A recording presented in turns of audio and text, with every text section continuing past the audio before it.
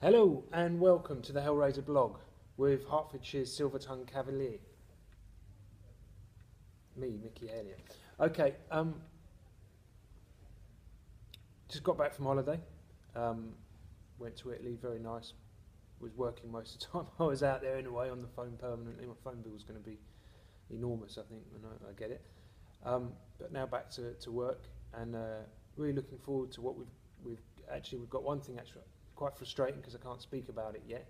I go to America on Monday. I'm there for 2 weeks with unbeaten super middleweight Darryl Williams. We're sparring.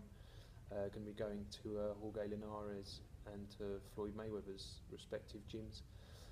But when I get back from there, then we'll be doing a big press conference, and it's going to be very positive for a lot of the fighters that I represent. And if you're unattached professional boxer, I'd say it's well worth you getting in touch with me at this moment, because there's going to be some massive opportunities, and frankly it's going to take a lot of filling we're going to have a lot of slots for a lot of fighters coming up, so get your manager to give me a call.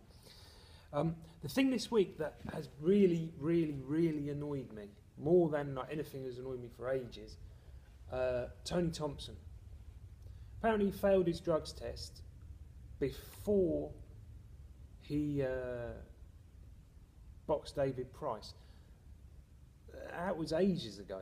It was months ago. I mean, Thompson has boxed several times since then. So has Price, and he was found guilty of taking a banned substance. To me, that should have, whatever the system is not working. They should have had something in place.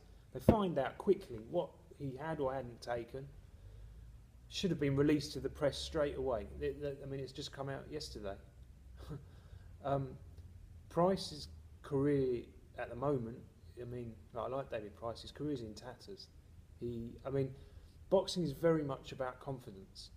You get knocked out, that's terrible for a fighter. You get knocked out twice in a row, that's career ending. And in terms of developing the fight, they've got to be confident. They've got to be able to go forwards fearlessly, and if they've been knocked out twice in a row, that's gone. That's gone. We know boxing's a risky sport as it is. Regardless of what the drug was, he took something that you're not allowed to, and I think there's an argument saying, oh well, it wasn't performance enhancing. Wherever it was banned. You're not allowed to take it. You took it. For me personally, the results got to be scrubbed. You never give David Price his confidence back to the level that he had it before. Impossible. There's ramifications in so many ways, and it's really, I mean, look, obviously people know I'm involved in the bookmaking industry and in betting. So, for example, imagine for a Price fight, people bet on Price. Do those people get their money back all these months later? Have they probably not even kept their betting slips? If they bet online, maybe they can trace back and say, look, I put this bet, it was, should be void. Very important for boxing to fall into line with bookmaking, because where does the sponsorship come for boxing? Watch any boxing show on TV.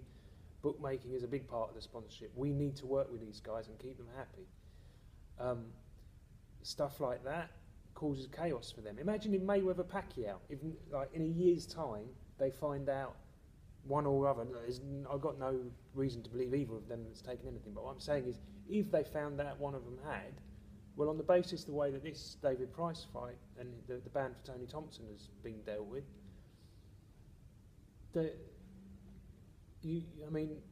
imagine Mayweather had taken something, which he hasn't, but if he had, all the people that had bet on Pacquiao and lost their money now probably going to say, yeah, but obviously the other guy was on drugs, we want our money back. That is hundreds of millions of dollars. It needs sorting. It absolutely needs to be sorted out. And for the sport aspect, that you can't have people taking stuff and then going off having however many fights. I'm not saying it's an easy problem to solve. I'm sure it isn't, because otherwise it probably already have something in place to deal with it. But for now, it's really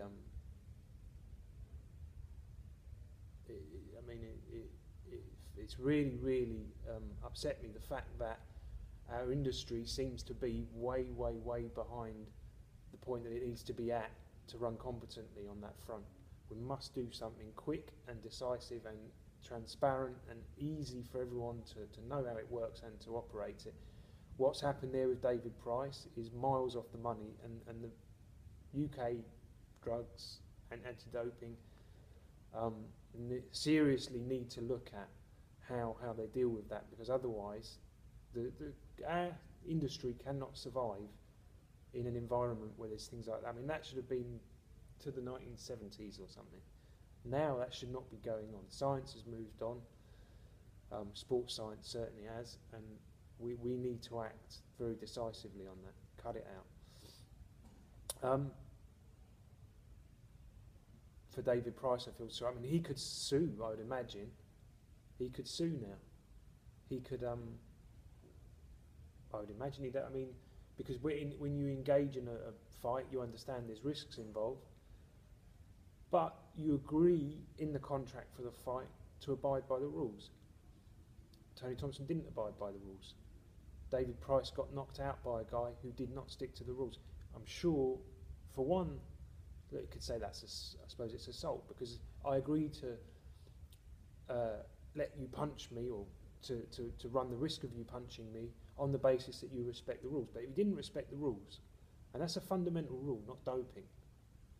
I understand it was a masking agent that Thompson took, so presumably we don't know what he might have taken, because the masking agent covers it. I'm guessing, but that's how it sounds to me. That needs to be, eradicated and dealt with, and I'm embarrassed that the way that it's come out like that. Miles, people must have known about it. I mean, apparently Thompson has a ban in this country. I didn't even know about it. I work in boxing 24/7. I hadn't heard about that until 2 days ago. So that's that.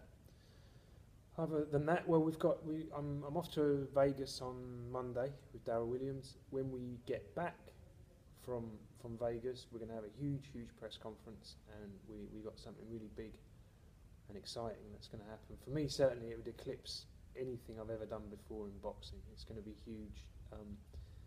It's going to be very exciting. A lot of hard work, but I'm really excited for. As I work in boxing, I see myself more as a manager who promotes. So what really gets me excited and going is when I deliver really good opportunities for my fighters. Maybe one day it'll be different. Like if Sky TV offer me, however many £1 million a year to run their boxing, I'll be there like a shot, obviously. But at the moment, I'm more interested in developing the guys, and I know the deal that I've now got is just going to make it 1,000,000 times better for my guy. We can really put a platform that will attract better standard of fighter, and the fighters that we have got will get their opportunities a lot easier with the platform that we're going to have. More to come. Watch the Hellraiser blog, retweet and watch. And if you enjoy the blogs, please follow it on YouTube, because I've just noticed in the last few weeks that the number of followers on YouTube has really increased a lot, and I've started getting all sorts of messages, and it's really positive to get feedback from people who enjoy watching the blog and have their own points of view that they'd like to raise, and then I can even mention them on my next blog, and that's how we can sort of progress and further our understanding of various situations that arise in boxing. Anyway, that's me done for now. I'm at the Landmark Hotel at the moment in Marylebone, where Frank Warren does a lot of his press conferences. I have a meeting here in about 10 minutes, so I'm going to leave you. Cheers for watching, guys. See you soon. Bye-bye.